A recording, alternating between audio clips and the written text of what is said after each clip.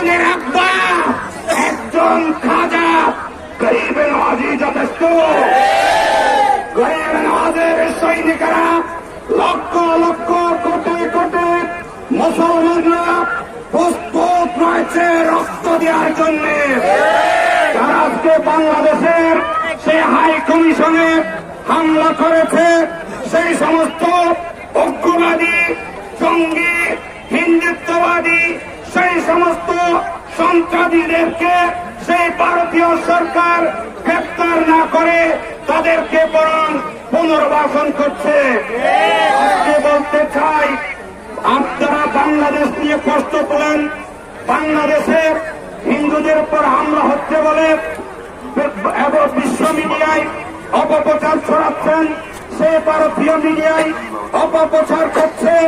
বলে দিতে চাই যে এখানে তোমরা এই ভারতীয় সরকার একটি বিদেশি রাষ্ট্রের দূতাবাসকে নিরাপত্তা দিতে পারে না, সেখানে বাংলাদেশ নিয়ে প্রশ্ন তোলা অত্যন্ত লজ্জাজনক।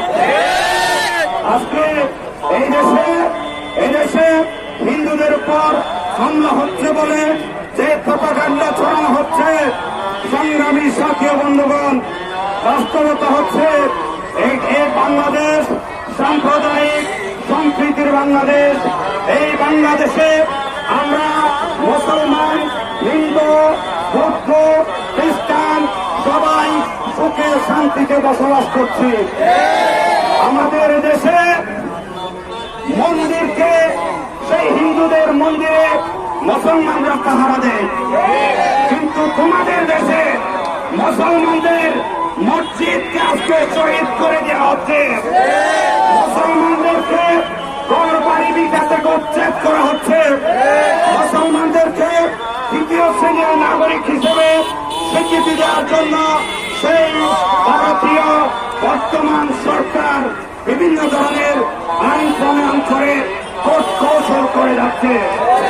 বন্ধুরা আমার, যেখানে তোমাদের দেশে সংখ্যালঘুরা নিরাপদ নয়, তারা নির্যাতিত, নিপীড়িত, মসজিদের উপর